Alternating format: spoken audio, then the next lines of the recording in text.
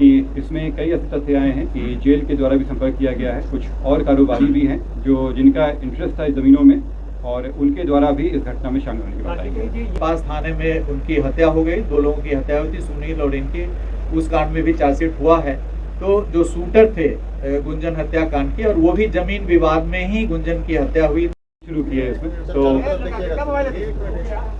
जब अनुसंधान शुरू किया गया तो जहाँ पे घटना हुई थी उसके बाद सीसीटीवी का अवलोकन किया गया और वैज्ञानिक अनुसंधान प्रारंभ करते हुए जहाँ पे रिट्रीट हुआ था उस डायरेक्शन में आगे बढ़ा गया। इसी क्रम में बढ़ते बढ़ते हम लोग जहाँ पे जो अभियुक्त था वो जो भागा था उस घर तक पहुँचे। वहाँ पे जब छानबीन की गई तो एक मोटरसाइकिल हम लोगों को मिली। मोटरसाइकिल के नंबर से टेम्परिंग करने की कोशिश की गई थी। जब उस मोटरसाइकिल के पास वाले घर की सर्च की गई तो उस घर से जो अभियुक्त जो कपड़ा पहने हुए थे वो बरामद हुआ, जो जूता बरामद हुआ, मास्क बरामद हुआ। उस घर में जो व्यक्ति थे उनको लाया गया पूछताछ करने के लिए। उनका नाम उमेश यादव। जब उनसे गहन पूछताछ की गई, इसके बारे में गहराई से पूछताछ की गई तो उनके द्वारा इस घटना की संलिप्तता स्वीकार की गई।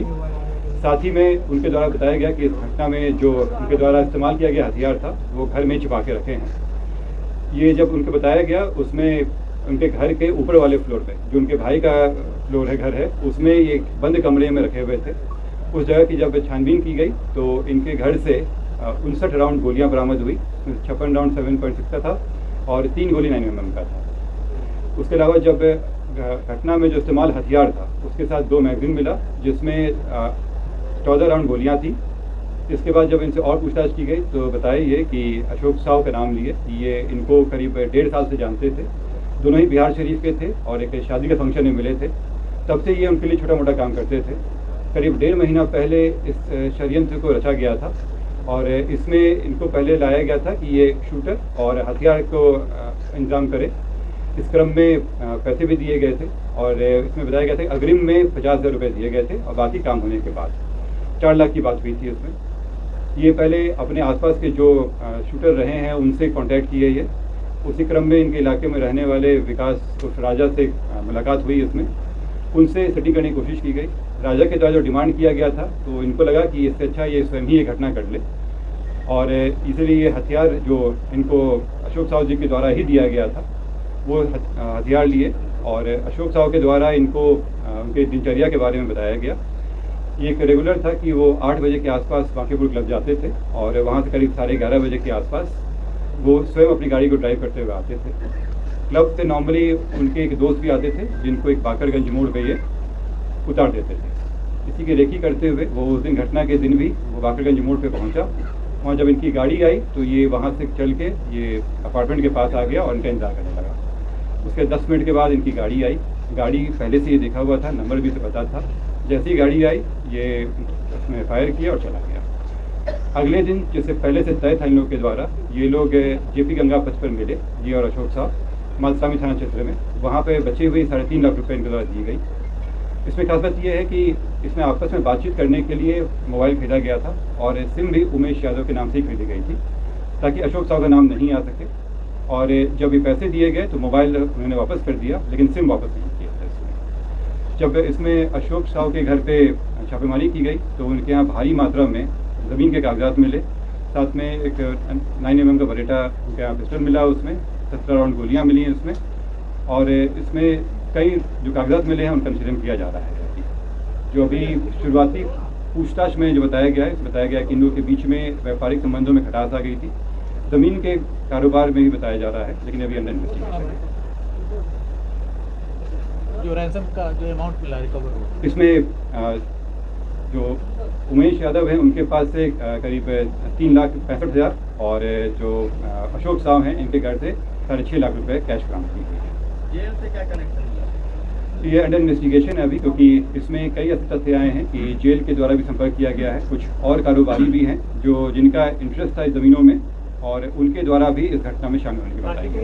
ये इसमें क्या कुछ निकल के आया, किस कारण से हत्या की गई, आखिर इसका मोटोस ऑपरेंडी क्या था? देखिए ये अंडर इन्वेस्टिगेशन है लेकिन अभी जो बात आई है ज़मीन, जैसे बहुत सारे कागजात मिले हैं, ज़मीन को लेकर इन लोगों के बीच में खटास उत्पन्न हो गई थी। देखिए जमीन के भारी मात्रा में कागजात अशोक साव के घर से बरामद हुए हैं। भारी मात्रा में कागजात हैं, 1-2 नहीं है बल्कि काफ़ी जब्त किए गए हैं। अब ये लिंक करना पड़ेगा जो मृतक के पास जो सूचनाएं हैं उनके लैपटॉप में, उनके मोबाइल में, उनसे मैच कराया जाएगा। कुछ जो असुर के कारण काफ़ी तलखी चल रही है कई लोगों में, अब उन सभी चीज़ों पे अनुसंधान होगा, उनकी आवाज़ मैच करा के दिखाया जाएगा कि वो कौन सब कर रहे हैं। तो ये भूमि के जो भारी मात्रा में कागजात अशोक साहू के घर से बरामद हुए हैं, वो सब अभी नहीं शेयर किया जाएगा, लेकिन भारी मात्रा में जमीन के कागजात। गोपाल खेमका को ही ये टारगेट क्यों कर रहा था सर? ये तो बड़ी बात है कि वो उनके बेटे के भी हत्या 2018 में। हाँ, इस संबंध में एसटीएफ के द्वारा इसमें काफी सत्यापन किया जा रहा है। ADG headquarter, ADG ops Kundan Krishnan ji, इस पर आप थोड़ा सा प्रकाश डालें। देखिए, गोपाल खेमका जी की मर्डर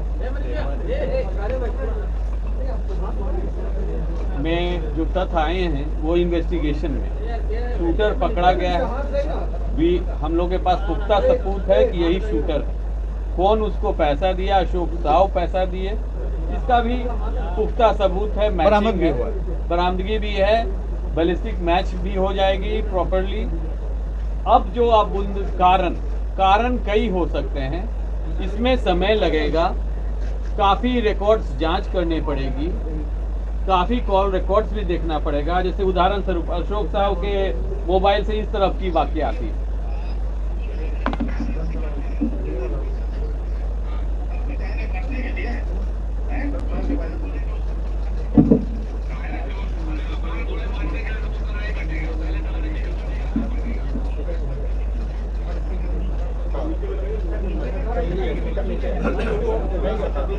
अरे मेरे बदौलत है, ये आपकी बदौलत है, तो आप उसका फायदा आप भरपूर उठा रहे हो। किसका बदौलत है? मतलब नहीं चल रहा।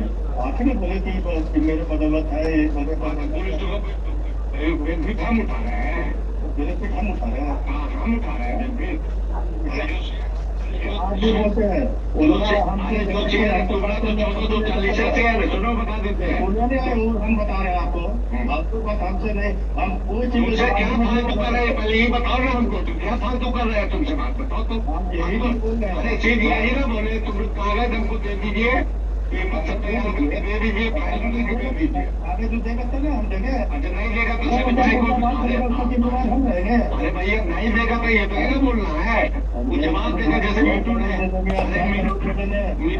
रहा है, क्या चीज क्या बोले आप? आनंदपुर में संजय को 1.5 करोड़ देंगे, किसको बोले गए मैं? कौन भी झूठ बोलता है, बात तो हम बोले गए, बताओ तो किसको बोले गए कि हम 1.5 करोड़ रुपया देंगे? कौन बोला है तुमको? कौन बोला है? के सामने में। अरे तुम अभी बोलो ना, अभी कॉन्फ्रेंस से बात करा देते हैं, कॉन्फ्रेंस है तो इस तरह तो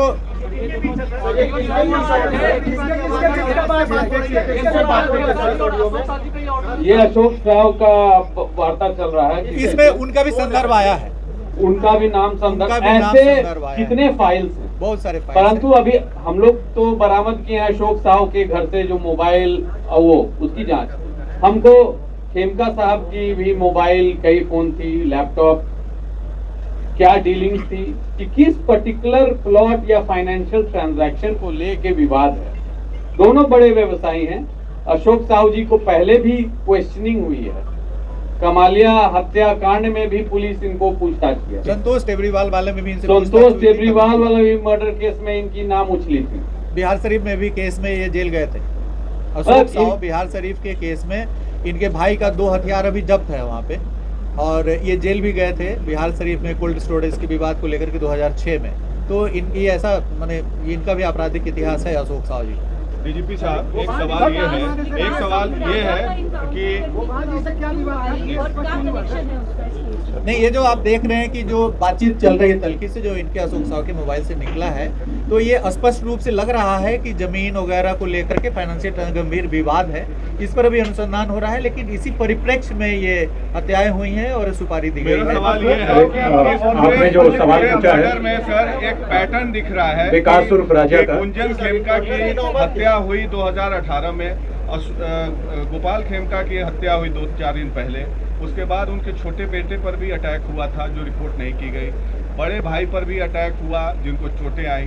तो क्या आपको लगता है कि ये सारे 4 जो अटैक्स हुए ये इंटरलिंक्ड हैं, और ये एक रिवेंज के तहत इन पर पिछले 6-7 साल से कार्रवाई की जा रही थी?